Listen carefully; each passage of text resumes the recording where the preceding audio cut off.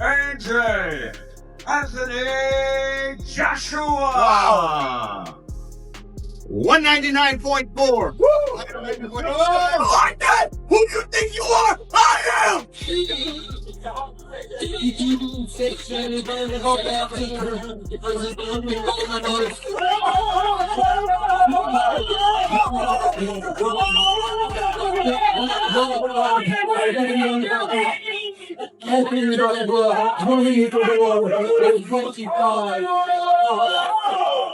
Ability.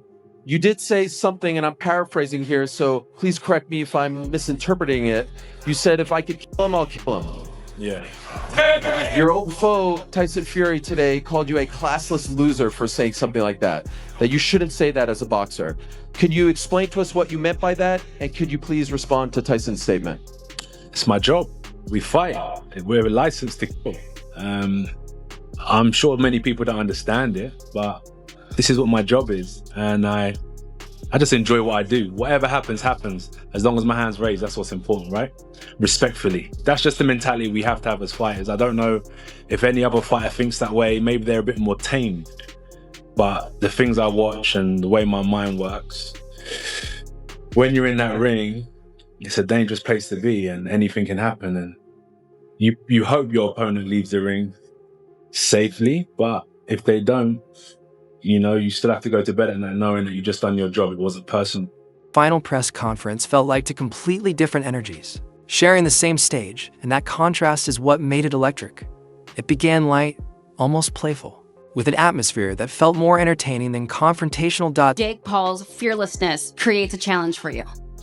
Yeah, definitely. Jake Paul creates a great challenge for me.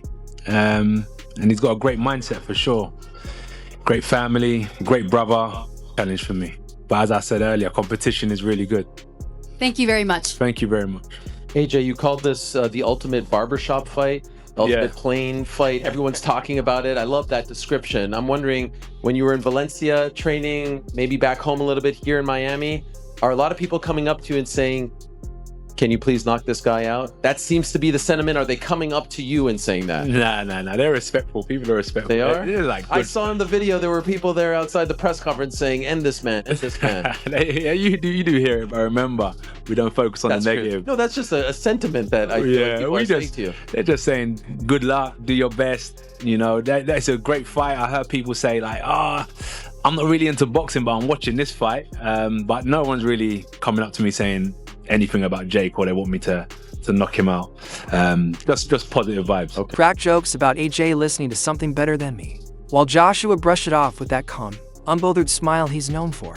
But even in that relaxed moment, you could feel the competition humming beneath the surface, like tension waiting for permission to show itself. On a show for the fans. Let's go to war. Men have done crazier things throughout human history. This is the modern day gladiator sport. This is what we're here to do, is each other up, and I'm ready. I want his hardest punches. I want there to be no excuses when it's all said and done, and let's each other.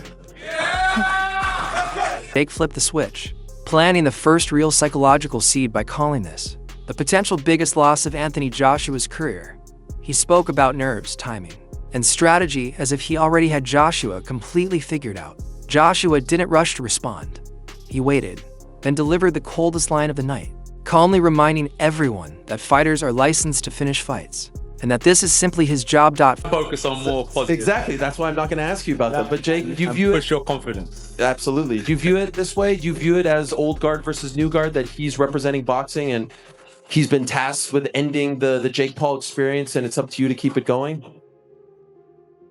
Not really, no. I mean, I think no one's done more for the sport of boxing in the past decade than myself. So I think if people really cared about boxing, they'd want me to win. But I see where the angle that they're coming from is that he's, you know, the traditional boxer, has been doing it his whole life, etc. But I think that I'm more important for the sport of boxing. And so if they actually cared about the sport, they would want me to win.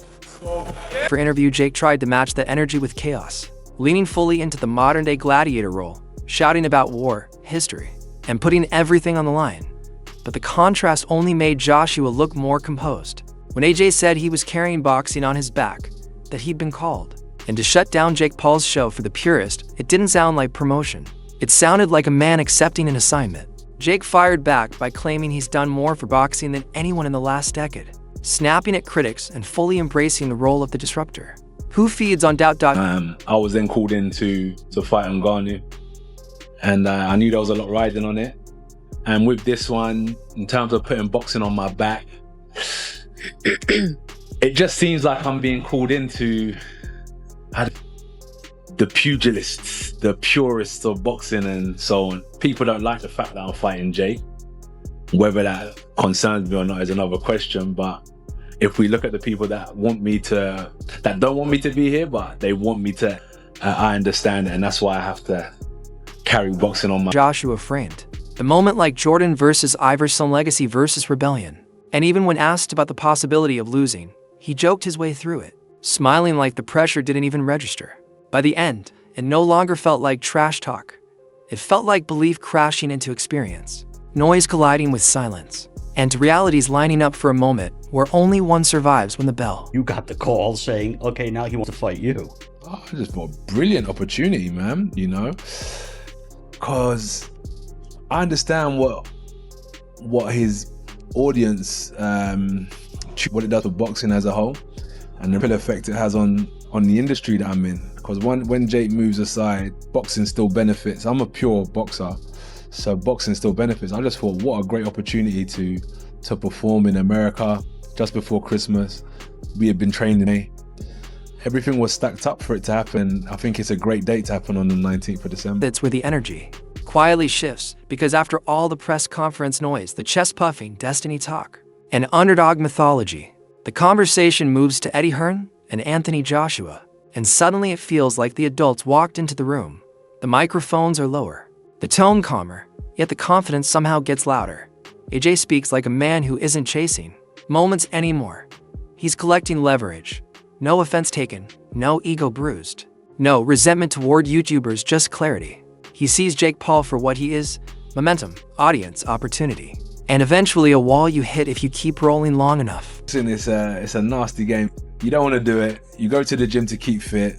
As Eddie said, you can see this guy's got a bit of talent. Hey, get some gloves on. Next minute, hey, what do you want to do, some sparring? Next minute, next minute he's fighting Tank. Next minute he's fighting Anthony Joshua. Boxing is just like it's a snowball effect. It just keeps rolling and getting bigger and bigger and bigger until you meet someone or you hit a wall and it all just goes. But Hearn essentially narrates the master plan. Like this whole fight is a strange chapter nobody expected. But everyone is still cashing the check without blinking. AJ keeps repeating the same idea: if you can end it early, you do it. Not for highlights, not for mercy, but because boxing isn't football. You don't owe anyone 90 minutes. And the Usyk camp talk, that's where Jake Paul fans should probably pause. When a heavyweight voluntarily throws himself into the hardest training environment possible, not because he has to, but because he wants to suffer more. That isn't a man chasing hype. That's a man sharpening the blade. Usyk, it made you say, I want to quit these guys. Sergey invited me and said, you're more than welcome to come and do some training. At first, our schedules didn't align. And then our schedules aligned and I have a decision. It's been an eye-opener. People could ask me in the future, what message could you give young kids out there? I say, work harder. If you think you're working hard, do more. And if you think you're doing enough, do more. Dude, that's the only way you're going to. His free time, well, let's say, I don't think he's been beaten as an amateur either. Anyway, He's an Olympic gold medalist, free time, unified champion. Man, like, surround yourself with winners, it's basic. And then it's been a really good experience. Motivation is obvious: money, exposure, disruption, keeping the machine moving. Joshua's motivation is far more unsettling: improvement, discipline, and a quiet belief that once you strip away the Netflix lights, the influencer aura, and the circus atmosphere, what remains is a boxer who's been here before facing one who hasn't. And that's why this whole thing feels inevitable. Not because Jake doesn't believe he believes deeply, but because belief eventually meets reality. And AJ sounds like someone who already knows exactly how that meeting ends. For me, it's just really how far can I push it? How much more can I improve as an athlete? And what I'm doing now, I'm pushing myself more. I think I'm definitely improving. Whatever comes up, that is a bigness. So what motivates me now is the hunger to compete and the hunger to improve. And I actually like, even though it's hard, as I said, 2 weeks in, I was like, what am I doing here? I kind of like the athlete lifestyle. It gives me purpose, because when I first went to the gym, I never went to kind of be a champion. I like the fitness. I like kind of looking after myself.